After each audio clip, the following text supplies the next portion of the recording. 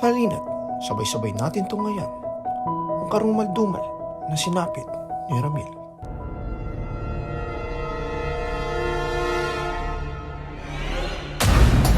Martes, ano to? Baka paglukan nila yung nasa ako, papatayin kita. Boss! Bulong! Bulong! Sa lungsod ng San Fernando, Pampanga, hinihintay ni Rigor ang kanyang asawa na si Marites. Lingid sa kanyang kaalaman ay may namamagitan na pala sa kanyang asawa at ang amo nito. Bali-balita pa'y ito pa ang naghahatid sa kanya sa pag-uwi. Salamat sa paghatid. Walang naman, basta ikaw, Marites.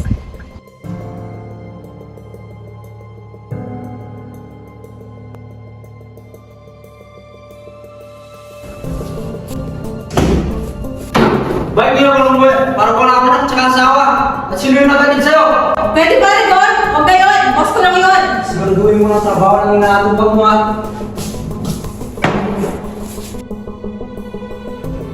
Lahat naman ng pagdasal mo. Marites, ano to? Rigor, magkakaliwanag ako!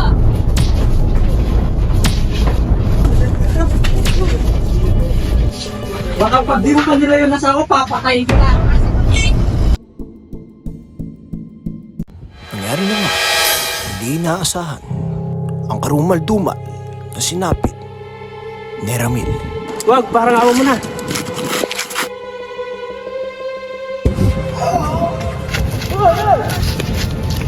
Boss, eh! Boss! Boss! Bulong! Bulong!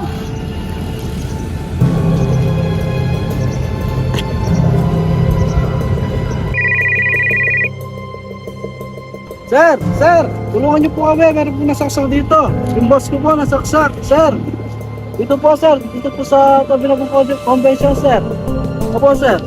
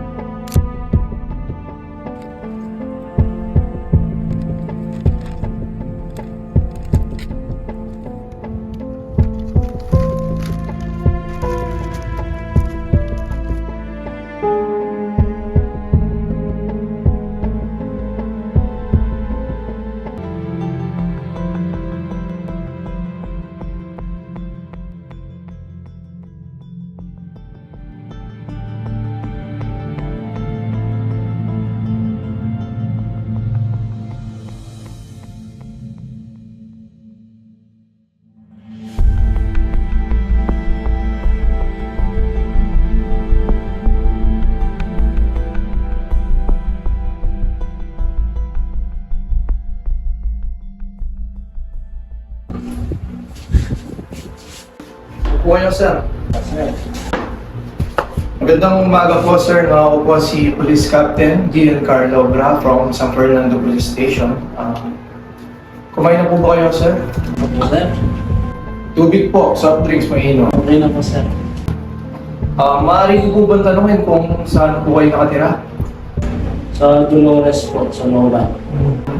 Meron po akong mga kumpare din sa malapit din sa Dolores Looban. Kung mabait po yung mga tao dyan. Mag-start na po tayo. Inform ko lang po kayo na pinatawag po namin kayo dito sa aming stasyon upang magbigay po ng mga impormasyon. Lalo't na po kayo po ang nakawitness at nakasaksi sa pagkamatay ni Mr. Ramil. Maaari niyo po bang sabihin sa amin at ihayag kung ano po ang mga nakita niyo at nalalaman ninyo? Nung pauwi na po nung nakagaling sa tindahan po ng biktima, nakita ko po yung isang lalaki na matangkad, tumatakbo po ng mabilis. Naka-jacket po siya ng kulay black, tapos naka-short lang po siya. Tapos po nung pasarado ko lang po yung tindahan, nakita ko po si Mr. Ramil po, yung boss ko po, naka-andusay po, duguan po, nagsasaksak po ng naka-jacket. Sir, base po dun sa kwento po na isinaan nyo at sinalaysay ko sa akin, maaari ko po bang matanong kung ano po ulit? Sisiguraduhin ko lamang po kung ano po ulit yung kulay ng jacket na nakita ninyo. Sigurado po ako, sir, jacket na black po, tapos naka-short po siya. Kulay itim po at naka-short yung ano, no?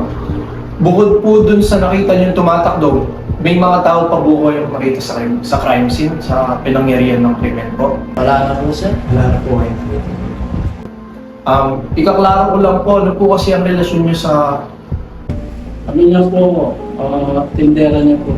matindero po kayo. No? So, ayun po, maraming salamat po sir at malaking tulong po ito sa pag-usad ng investigasyon at lalong-lalo na po sa inyong boss na si Mr. Ramil.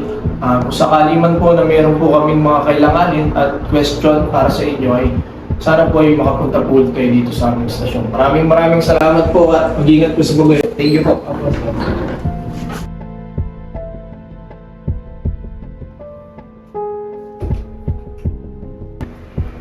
Ako nga po pala, no, si Police Captain Gian Obra from San Fernando Police Station. Maaari po ba kayong tanungin na kung gusto niyo po na may inom, tubig o soft drinks po? Hindi po, okay na. Kumain na po ba kayo, sir? Opo. Inform lang po namin kayo kung bakit kayo pinatawag dito sa aming stasyon. May nalalaman daw po kayo sa pagkamatay ng biktima na si Mr. Ramil ang namatay sa pagkakasaksak. Maaari niyo po bang ihayag at sabihin sa amin kung ano po ang mga nalalaman niyo? May nakapagkwento po sa akin na trabahador na may nakaalitan po siyang isang tao na asawa ng tindera. At usap-usapan po, napapatayin niya ang kapatid ko. Sir, base po dun sa kwento po na isinalaysay ko sa akin, meron pong nakaalitan yung kapatid niyo. Tama po ba? Maaari ko po ba kayong tanungin ano po ang dahilan ng kanilang... Sa patayin po, may relasyon po ang kapatid ko at yung tindera. Maaari niyo po bang ituro sa akin o sabihin man po kung ano ang pangalan ng kanilang nakaalitan? Si Rigor po, ang asawa ng tindera. Sigurado po kayo sa mga sinasabi. Opo. Sir, maraming salamat po sa pagpunta niyo at pagdala niyo po dito sa aming stasyon. Malaking tulong po ito sa pag-usad po ng aming investigasyon at lalong-lalo na po sa biktima na kapatid niyo. Salamat po at pasensya na po sa abala. Kung sakali man po natawagin namin kayo ulit dito upang magbigay ng impormasyon at mga nalalaman, ay sana'y pumunta po ulit kayo. Maraming salamat po at Maraming salamat po, sir. ingat po sa pag-uwi. Thank you po. Magandang hapon, sir. Magandang hapon mga sir. Kayo ba si Rigor Di Magno? Ako nga po. O nga pala si SPO1 Alipio. Ako naman si Pio1 Dizon. Maaari ka ba namin gatingin sa presinto? Wait, ano po yung ginawa ko sir? Sumama na lang po kayo. Sige po sir. Sige.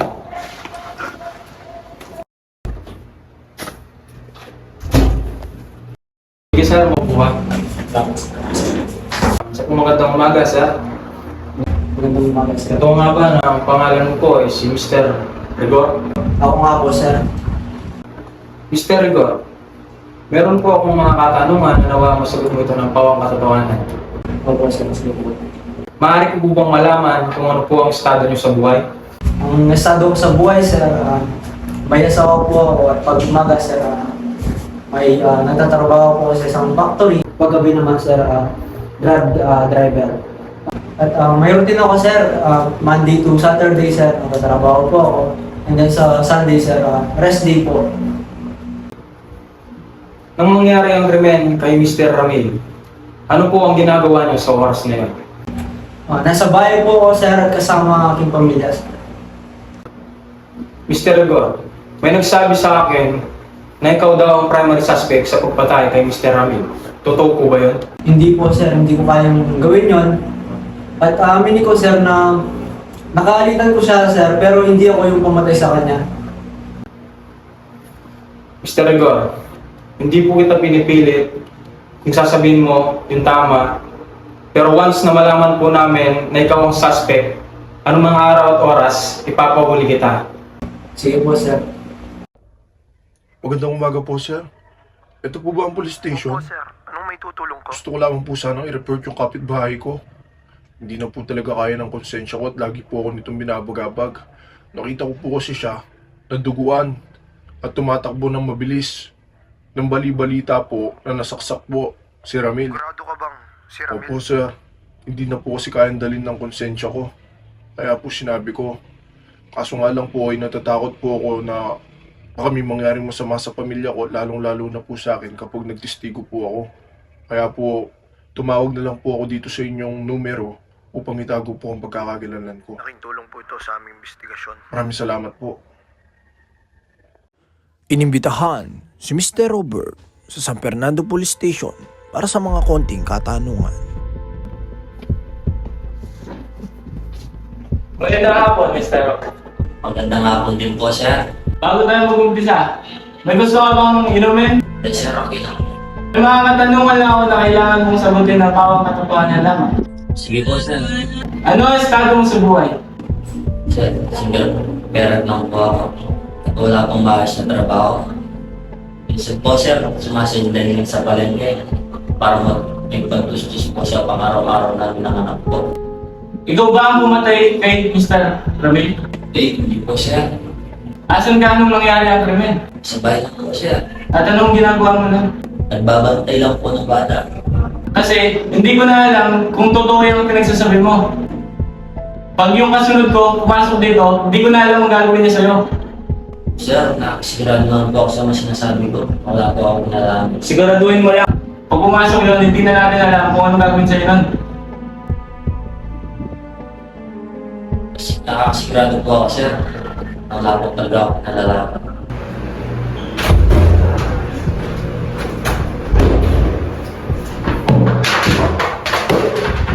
Tatanungin kitang muli, Mr. Robert. Ikaw ba talaga ang pumatay kay Mr. Ramil? Hindi po, sir. Wala po talaga akong nalalaman dyan. Sa pangkatanungan muli, Mr. Robert. Ikaw ba talaga ang pumatay kay Mr. Ramil? Wala po talaga akong nalalaman, sir. Kung tatandaan mo naka-ready na ang mga ebidensya at fingerprint na ginamit sa'yo nang nangyari ang krimen. At tatandaan mo, naka-ready na din ang mga testigong laban sa'yo. Dahil nakita kang tumakbo ang duguan nang mangyari ang krimen. Hindi ka ba talaga amin? Wala po talaga akong nalalaman, sir.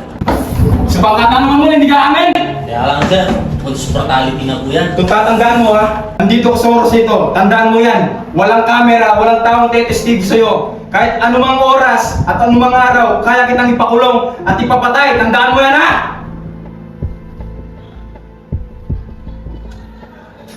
Sir, tama na. Ako na ang kakausap sa kanya. Ito partner. Ayusin mo yan Sige, sir. Ako na ang bahala.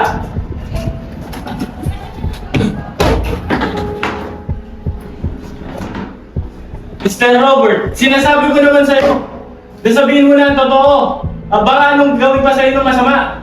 Pasensya na po. Inaamin ko na po na ako ang pumatay kay Boss Ramil. At nagawa ko lang po yun dahil sa galit.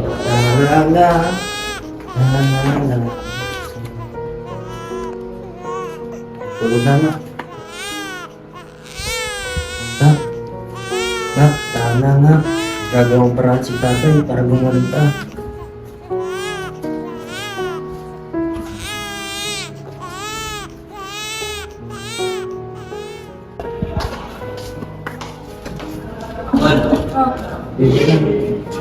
Mag-iwas sa'yo nga. Maghanap lang ako ng pera. Pabili ng dalawa. Ina, ang dami kong problema. Anong gagawin ko ngayon? Bossing, ang balita. Ano? Pwede ba akong umutang sa'yo? Wala, dami mong problema. Kakautang mo lang sa akin ha. Mangungutang ka na naman. Pandagdag lang sana ng pambili ng... Hindi, umalis ka nga dito. Baka kung ano pang magawa ko sa'yo.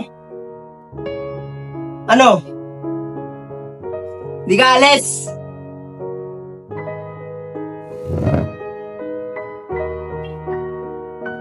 Kaya araw ka rin sa akin.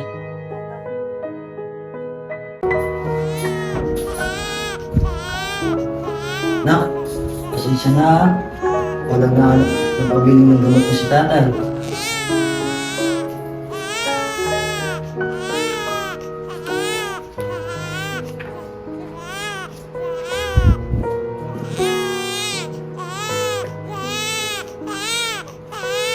Nak, ang ginit mo.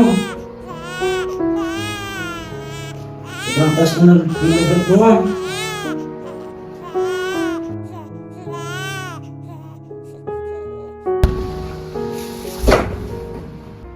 Nak! Ba't mo ako iniwan? Pasensya na, anak. Walang man lang nagawa si tatay. Nak!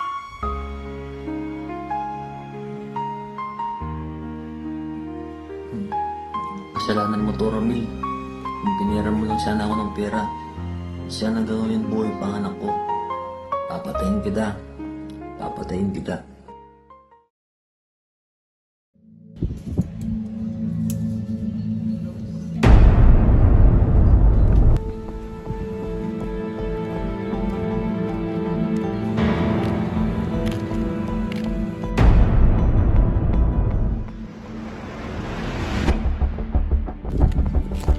Robert! Wag, parang awa mo na.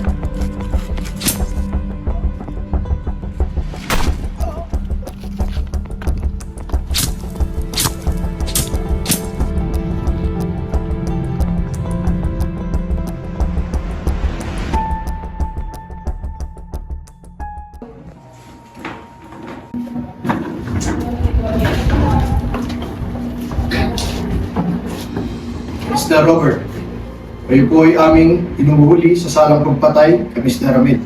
Ikaw ay may karapatang manahimik o sa walang kibo. Ano man ang iyong sabihin ay maaaring gamitin pabor o laban sa iyo sa anumang gusto. Ikaw din ay may karapatang kumuha ng tagapagtanggol kung wala kang kakayahan ay pagkakalob sa ito ng pamahalaan. Naintindihan mo ba ang mga karapatan mo? Sasan na.